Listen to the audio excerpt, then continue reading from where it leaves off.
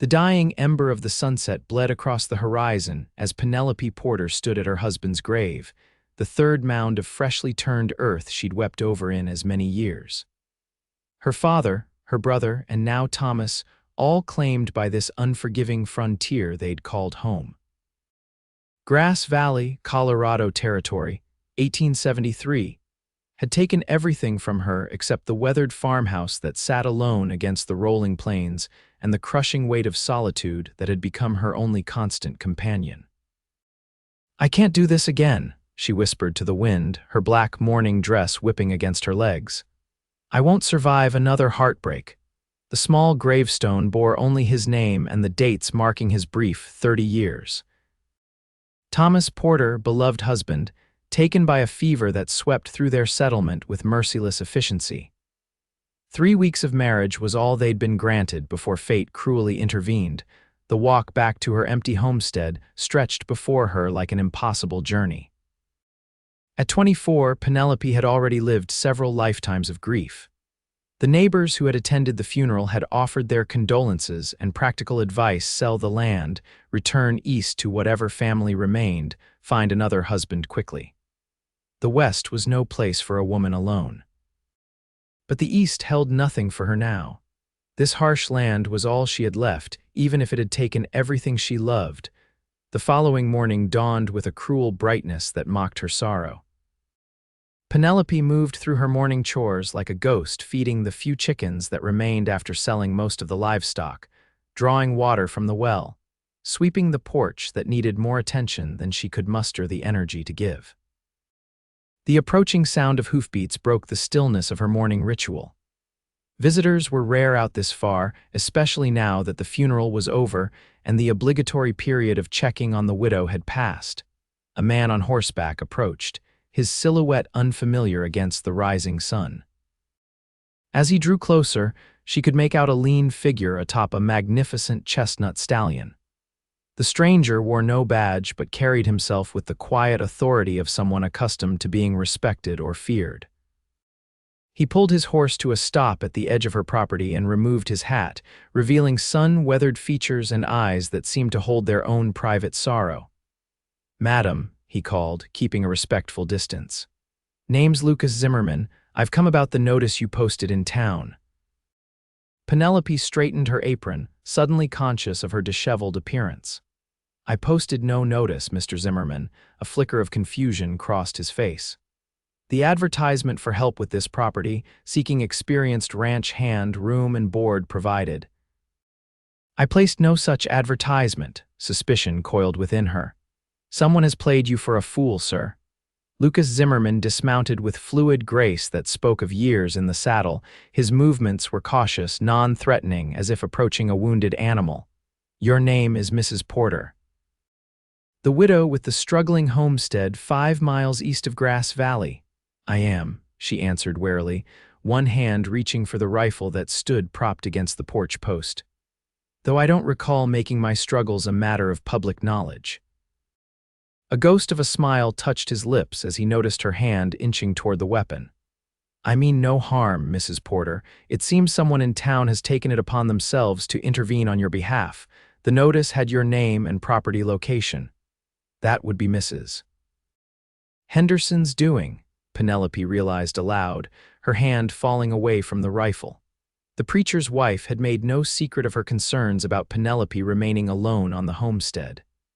"I apologize for the confusion, Mr. Zimmerman, but I have no position to offer." Lucas nodded, replacing his hat.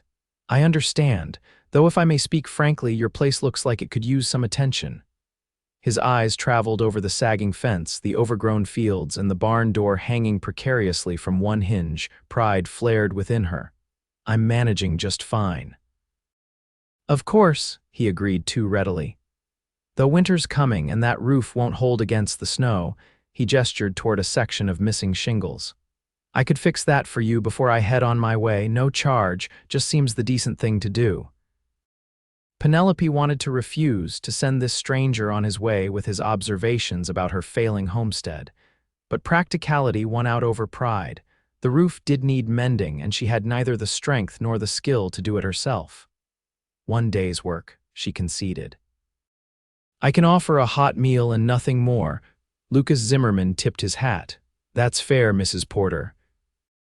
She watched as he led his horse to the water trough, noting the easy confidence in his movements and the way his eyes constantly scanned their surroundings, the habit of a man accustomed to watching his back. His clothing was worn but clean, his gear well maintained. Not a drifter then, but something about him suggested he was a man between destinations rather than one with roots. You're welcome to the barn for your horse, she offered stiffly. There's still hay in the loft. Much obliged. He began unstrapping his saddlebags. I'll get to that roof straight away. True to his word, Lucas spent the day repairing her roof with an efficiency that spoke of considerable experience. By mid-afternoon, he had moved onto the barn door, rehanging it with materials he'd found scattered around the property. Penelope brought him water throughout the day but otherwise kept her distance, using the time to bake bread and prepare a stew that would stretch her meager supplies. The routine of cooking brought a momentary peace, a reminder of life before grief had become her constant companion. As dusk approached, she called him in for the promised meal. Lucas washed up at the pump outside before entering her home, respecting the boundaries she had established with her reserved manner. They ate in silence at first, the awkwardness of strangers sharing a table heavy between them. This is mighty fine stew, Mrs. Porter, he finally offered. Thank you. She pushed a piece of carrot around her bowl. You've done good work today. The roof hasn't been right since the storm last spring. Your husband didn't get a chance to fix it. The question, innocent enough, pierced through her carefully maintained composure. Thomas and I were only married 3 weeks when the fever took him. Before that, this was my father's place. He and my brother died in a flash flood 2 years ago while driving cattle to market. Lucas set down his spoon, genuine regret crossing his features. I'm sorry for speaking carelessly. That's more grief than anyone should bear. It's the way of things out here, she replied, the practiced words hollow even to her own ears. Doesn't make it right. His voice carried a conviction that made her look up and truly see him for the first time. In the lamplight, she could make out a thin scar running along his jaw, and his eyes, a startling blue against his sun-darkened skin, held a depth of understanding that unnerved her. Where are you headed, Mr. Zimmerman? She asked, desperate to change the subject. Nowhere particular. I've been riding with cattle drives between Texas and Kansas for some years now. Thought I might try my hand at something more settled for a while. He broke off a piece of bread. What about you? Do you have plans for this place? Penelope stiffened. This land is all I have left. I intend to keep it. Admirable, but difficult alone. His observation carried no judgment, just a statement of fact. I'm aware of the challenges, she replied with more edge than intended. Lucas nodded, respecting her defensiveness. I've overstepped again. My apologies. They finished the meal in silence. Afterward, Lucas insisted on washing his own dishes before gathering his hat. I'll be on my way then. Thank you for the meal. Standing in her doorway, watching this stranger who had shown her more practical kindness in one day than she'd received in weeks from people who claimed to care, Penelope made a sudden decision that would alter the course of her life. Mr. Zimmerman, she called as he reached his horse. If you truly are looking for more settled work, I could use help getting this place through the winter. I can't offer much room in the barn and meals, but come spring, I'd share whatever profit we manage from the crops. Lucas turned, studying her with those perceptive eyes that seemed to see more than she wanted to reveal. Are you certain you don't know anything about me? I know you're handy with repairs, don't talk excessively, and cleaned your plate without complaint. That's more qualification than most who pass through these parts. The hint of a smile touched his lips. When you put it that way, it sounds like a fair arrangement. He hesitated, though folks might talk about a widow living alone with a hired man. Let them talk, she replied with a defiance born of grief. I've lost too much to concern myself with gossip. Then we have an agreement, Mrs. Porter. He approached and extended his hand. Penelope hesitated only briefly before shaking it, noting the calluses that spoke of a lifetime of hard work. We do, Mr. Zimmerman, but understand this: I've buried everyone I've ever cared for. I won't invite any more loss into my life. His expression turned solemn. "That's a heavy burden to carry." "It's not a burden, it's a fact. I'm telling you this because I want no misunderstandings. This is a business arrangement only." Lucas held her gaze steadily. "I understand completely. And if it helps you to know, I've no intention of being another grave for you to dig." Something in his tone suggested he knew all too well the cost of attachment. "I'll be the last employee you need to see this place right, Mrs. Porter. After that, you can decide your path forward." The promise hung in the air between them, neither fully recognizing the weight it would carry in the months to come. That night, as Penelope lay in her bed listening to the unfamiliar sounds of another human presence on her property, Lucas had insisted on sleeping in the barn despite her offer of the small back room. She wondered if she had made a terrible mistake. Trusting a stranger went against every instinct of self-preservation she had developed in this harsh territory. Yet something about Lucas Zimmerman's steady presence had temporarily lifted the oppressive solitude that had become her constant companion. For the first time since Thomas's death, she had considered a future beyond mere survival. The following days established a rhythm to their coexistence. Lucas rose before dawn, tending to his horse and the few remaining livestock before Penelope even stirred. By the time she prepared breakfast, he would have already accomplished more than she could have managed alone in a full day. They spoke little at first, their interactions limited to discussions about necessary repairs or plans for preparing the homestead for the approaching winter. Lucas respected her space, never entering the house uninvited, treating her with a formal courtesy that gradually eased her initial wariness. A week into their arrangement, Penelope found him examining her fallow fields with a critical eye. "What is it?" she asked, joining him at the fence line. "This soil's better than I expected," he observed. "With proper attention, you could have a decent crop next season. What did your father grow here?" "Wheat mostly. Some corn. We had more cattle before." Her voice trailed off. Lucas nodded, understanding the unspoken. "The creek on your northern boundary gives you an advantage over some neighboring properties. Have you considered diversifying, maybe some vegetable plots closer to the house?" His knowledge surprised her. "You know farming," a shadow passed over his features. "I grew up on a farm in Missouri." Before the war changed everything. She recognized the careful neutrality in his voice, the tone of someone who had survived the conflict that had torn the nation apart and preferred not to declare which side had claimed his allegiance. "I see," she replied simply. "Your suggestions have merit. I'll consider them for spring planting." As October gave way to November, the improvements to the homestead became increasingly visible. Lucas had repaired fences, reinforced the barn, and chopped enough firewood to last through the harshest winter. Each completed task seemed to kindle something within Penelope that had lain dormant since her losses, a tentative hope.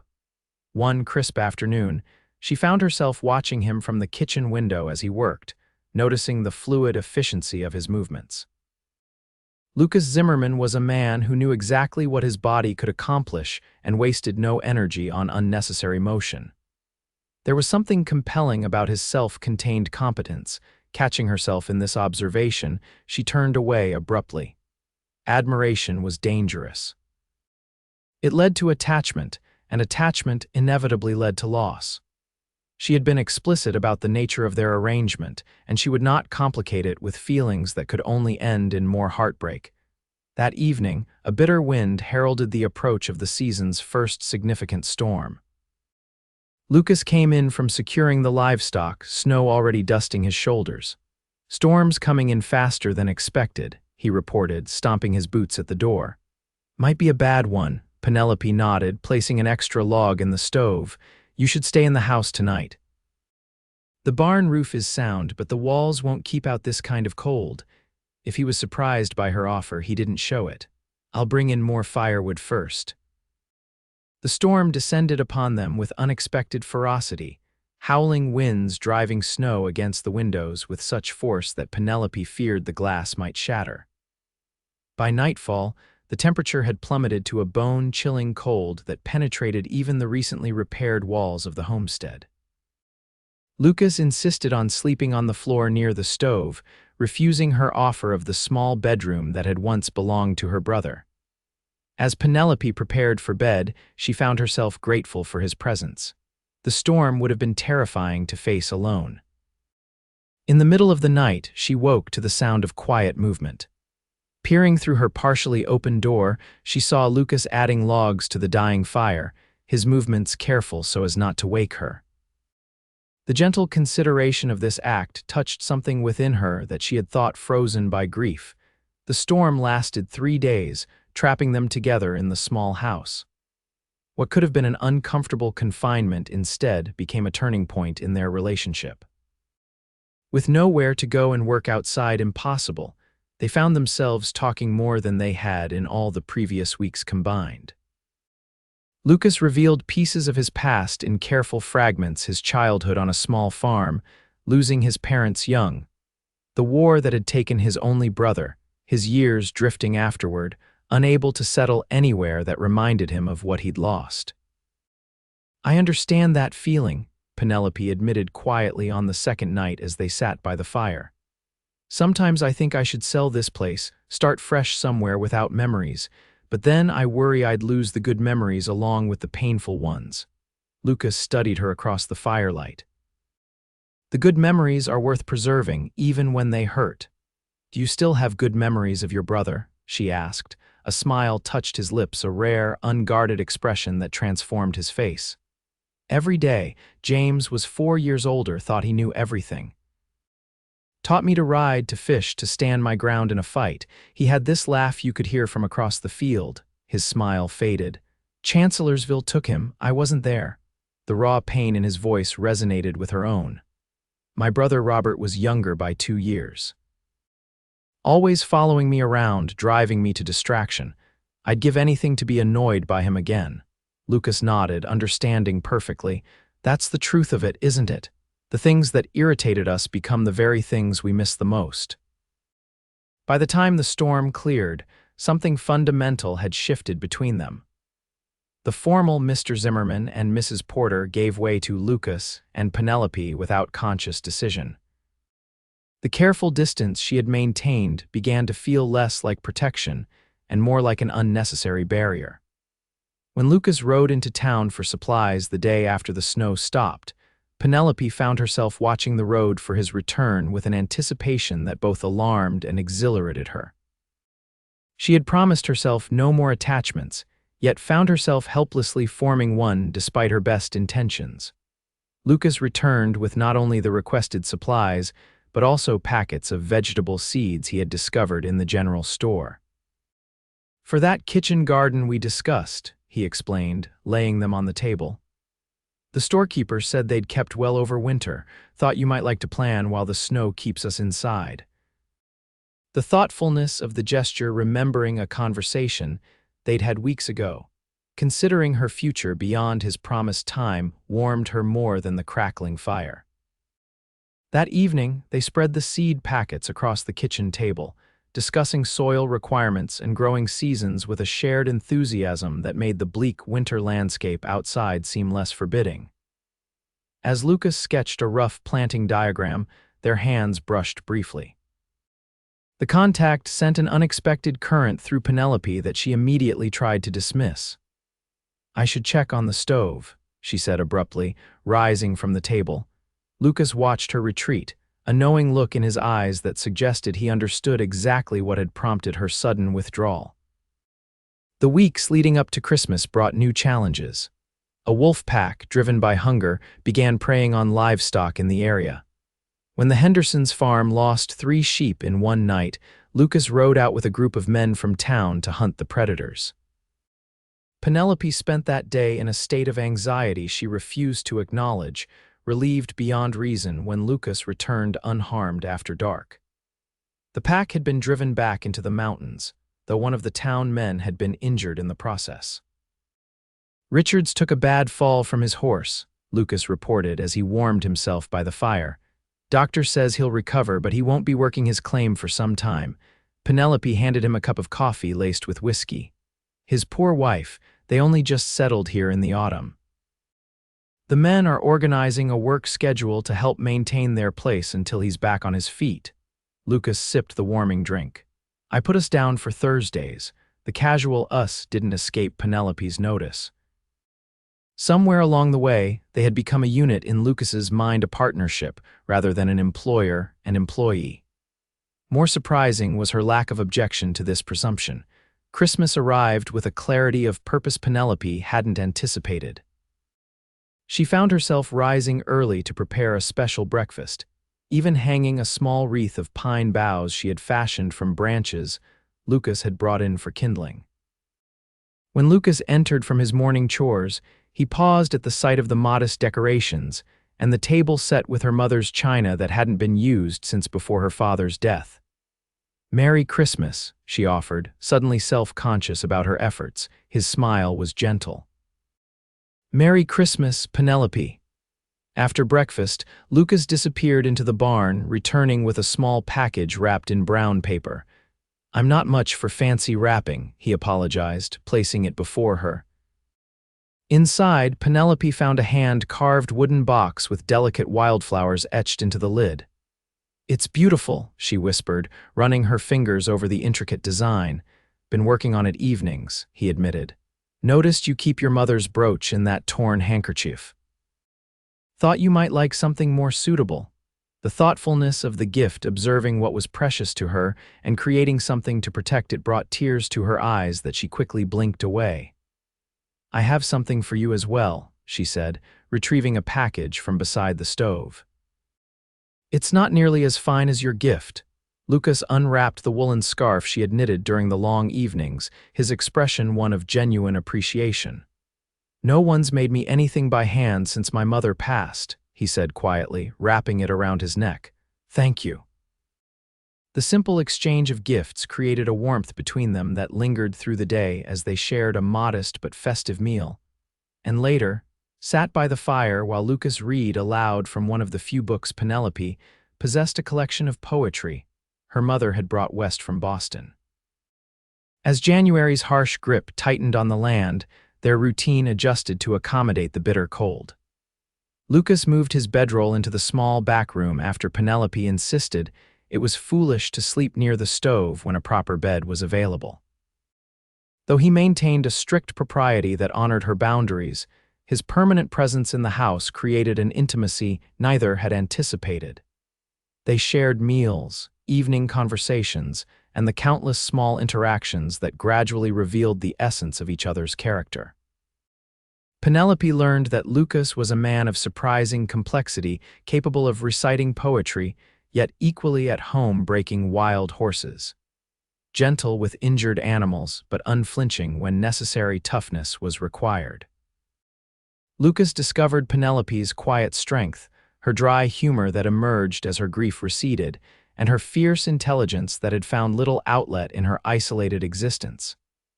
He took to bringing her newspapers and books from town, hungry for her perspectives on what they read.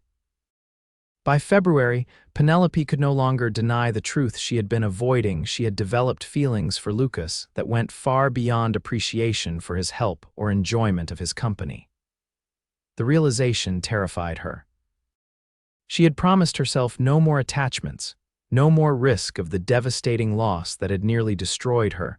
One evening, as they sat by the fire, Lucas reading while she mended a tear in one of his shirts, she found herself studying his profile in the flickering light. The strong line of his jaw, softened by the shadow of a beard he kept neatly trimmed, the crinkles at the corners of his eyes that appeared when he smiled, the capable hands that could be so gentle despite their strength. As if sensing her gaze, he looked up from his book, catching her in this moment of unguarded observation. Something passed between them, an acknowledgement of the unspoken current that had been building for weeks. "Penelope," he began, his voice rough with emotion. Fear surged through her.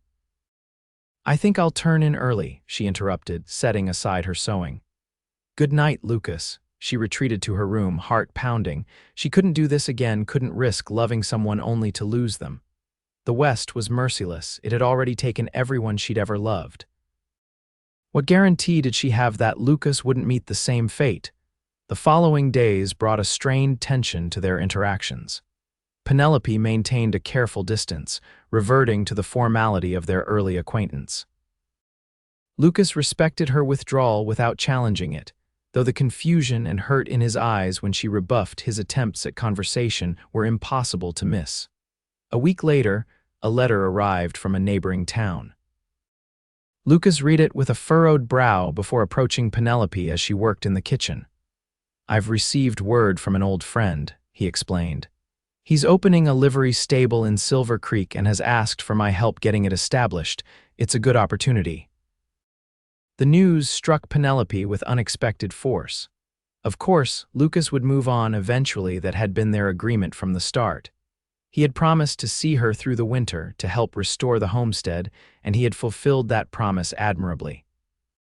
The property was in better condition now than it had been in years. "When would you leave?" she asked, proud that her voice remained steady. "He's expecting me by the end of the month." Lucas studied her face carefully. "Unless there's reason for me to stay." The unspoken question hung between them. All she had to do was ask, and she knew with certainty that he would remain, but the fear that paralyzed her was too powerful to overcome. "No," she said finally, "you've more than fulfilled our arrangement. The property is in excellent condition thanks to your work." Something in his expression closed at her words. "I see. Well, I'll make sure everything is in order before I go." The 2 weeks that followed were filled with a heavy silence as Lucas completed final repairs and prepared for his departure. Penelope threw herself into household tasks, avoiding extended interaction while simultaneously treasuring each moment of his remaining presence, a contradiction that left her exhausted and heartsick. The evening before his planned departure, a spring storm rolled in, bringing not snow but a drenching rain that pounded against the roof and windows. They sat at opposite ends of the kitchen table, sharing what would be their final meal together. "I've written down everything I've done to the property," Lucas said, sliding a folded paper toward her. "And notes about what will need attention come summer.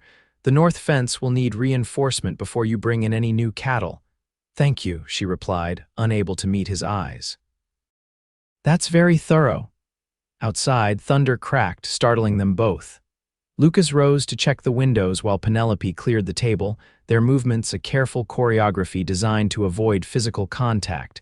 As she reached for his plate, Lucas's hand covered hers, stopping her retreat. "Penelope," he said quietly, "look at me, please." Reluctantly, she raised her eyes to his. "I understand why you're afraid," he said, his voice gentle but direct. "You've lost too much, too quickly. Trusting someone new feels like inviting more pain." "You don't understand," she whispered. "I do." His hand remained over hers, warm and steady. "I've buried everyone I love too. My parents, my brother, friends I fought beside. For years after the war, I didn't let myself care about anyone or anything, just drifted, taking work that kept me moving so I never had to risk attachment." Lightning illuminated the kitchen in a brief, harsh glare that revealed the raw emotion on his face. "Then I met you," he continued. "This stubborn, grief-stricken woman determined to hold onto her land despite everything, and for the first time in years I wanted to stay somewhere, with someone." Tears welled in Penelope's eyes. "I can't lose anyone else, Lucas. I won't survive it. You can't know what the future holds," he acknowledged. "Neither can I, but I do know this hiding from life to avoid pain isn't really living, it's just existing." His words pierced the protective shell she had built around her heart. "What if I let myself care for you and then you're taken from me too? What if you get thrown from a horse or catch a fever or live a long, full life by your side?" he finished. "Isn't that possibility worth the risk?" A sob escaped her as the wall she had maintained finally crumbled. "I'm already in love with you," she admitted, the truth she had been fighting for months finally spoken aloud. "That's why I'm so terrified." Lucas's face transformed with a joy that took her breath away. He moved around the table and gently drew her to her feet, his hands cradling her face as if she were something infinitely precious. "I love you too, Penelope Porter. Have for months now. I can't bear another loss," she whispered, even as she leaned into his touch. "Then I'll be the last you need," he promised, his voice fervent with conviction. "I can't promise I'll never die, but I can promise to live each day we're given fully, to never take a single moment with you for granted, to build something with you that makes all the pain that came before worthwhile." The sincerity in his eyes broke the last of her resistance.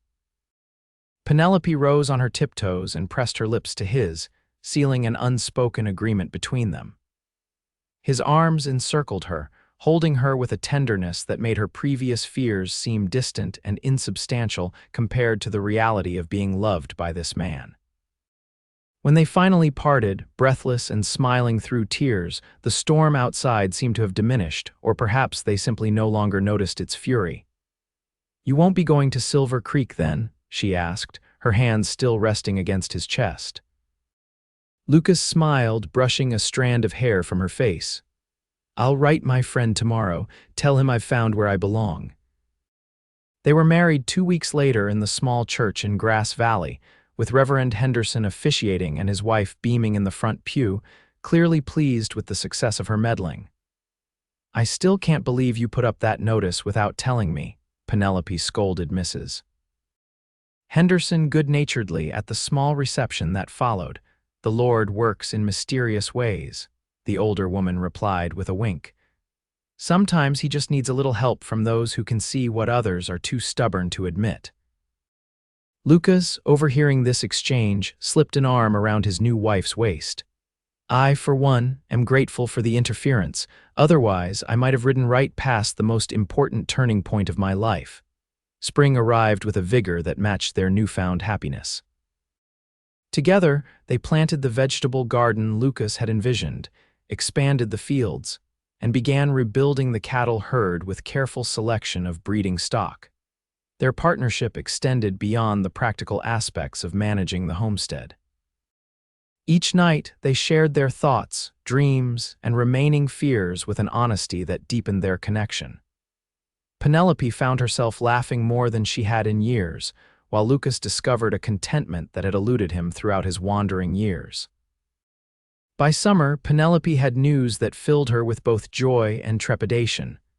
"I'm with child," she told Lucas one evening as they sat on the porch watching the sunset. "Due around Christmas, according to the doctor in town." Lucas's expression shifted from shock to wonder to pure joy in the span of heartbeats. He knelt before her chair, taking her hands in his. "A child," he repeated, his voice thick with emotion. "Our child." Seeing the happiness in his eyes, Penelope confessed her lingering fear. "I'm afraid, Lucas. Childbirth is dangerous. My own mother died bringing Robert into the world." Understanding shadowed his face. "You're worried about leaving me alone, about being another loss I'll have to bear," she nodded, unable to speak past the knot in her throat. "Listen to me," he said firmly. "I've never met a stronger woman than you, Penelope Zimmerman. You've survived losses that would break most people. This child is blessed to have you as a mother, and you're going to be there to raise him or her." His hands tightened around hers. "But even if the worst happened, which it won't, loving you has been worth any risk. You've taught me that." His confidence bolstered her courage. As her body changed with the growing life inside her, Penelope found herself embracing hope rather than bracing for tragedy. She sewed baby clothes in the evenings while Lucas crafted a cradle from carefully selected oak, their quiet preparations a testament to their shared faith in the future. The pregnancy progressed well, with Penelope maintaining her health and vigor despite the occasional discomforts. Lucas insisted on taking over more of her chores as her condition advanced, treating her with a protectiveness that she found endearing rather than stifling. "You're hovering again," she teased one October afternoon as he hurried to help her up from the garden where she had been harvesting the last of the season's vegetables. "Just being a considerate husband," he defended with a smile that acknowledged his overprotectiveness. "The baby isn't due for months yet," she reminded him, placing his hand on her rounded belly where their child kicked vigorously. "And clearly strong as a mountain lion." Lucas's face softened at the movement beneath his palm. "Takes after his mother." "Or her father," Penelope countered, enjoying their ongoing debate about whether they would welcome a son or daughter. As winter approached again, the homestead bore little resemblance to the struggling property Lucas had encountered a year earlier. The fences stood straight and strong, the barn housed healthy livestock, and the root cellar bulged with the harvest they had worked together to produce. Most transformed, however, was the atmosphere within the house itself. Where once silence and grief had reigned, now laughter and conversation filled the rooms. They had expanded the small back bedroom Lucas had initially occupied, preparing it to become the nursery for their child. On Christmas Eve, as a gentle snow fell outside, Penelope felt the first contractions. Lucas, who had prepared diligently for this moment, remained calmer than she had expected, helping her through the early stages with steady support. "Mrs. Henderson is on her way," he assured her as the contractions intensified, "and the doctor's been sent for." Penelope nodded through the pain, clinging to his hand. "Don't leave me," she whispered during a brief respite. "Never," he promised, pressing a kiss to her forehead. The labor progressed rapidly, with Mrs. Henderson arriving just in time to assist with the delivery before the doctor could make it through the snow-covered roads. After hours of effort that tested Penelope's endurance to its limits, their son entered the world with a lusty cry that declared his vigorous health. "A boy, Mrs. Henderson announced, cleaning and wrapping the infant before placing him in his mother's arms. Exhausted but triumphant, Penelope gazed down at their child, a perfect blend of herself and Lucas, with a shock of dark hair and his father's strong features already discernible in his tiny face. "Hello, James Thomas Zimmerman," she whispered, honoring both Lucas's brother and her first husband in their son's name. Lucas, seated beside her on the bed, seemed unable to speak as he beheld his wife and child, overcome with an emotion too profound for words. When he finally found his voice, it was rough with unshed tears. "You did it," he said simply, brushing damp hair from her forehead. "You're amazing, Penelope." "We did it," she corrected, offering the bundle to him. "Hold your son." With reverent care, Lucas took the newborn in his arms, his expression one of awe and fierce protectiveness. "Hello, little man," he murmured. "You've got quite a mother, you know. Strongest person I've ever met, Mrs. Henderson discreetly busied herself with cleaning up, giving the new family privacy for these precious first moments together. "I was so afraid," Penelope admitted quietly. "Not just of the birth, but of loving this much. It's terrifying how completely he owns my heart already." Lucas nodded, understanding perfectly. "That's the bargain we make when we choose to live fully instead of just existing. The more deeply we love, the more vulnerable we become." "But it's worth it," she finished, reaching out to touch their son's tiny hand as it wrapped instinctively around his father's finger. "Every moment," Lucas agreed. "Every risk." The years that followed brought both joys and challenges to the Zimmerman family.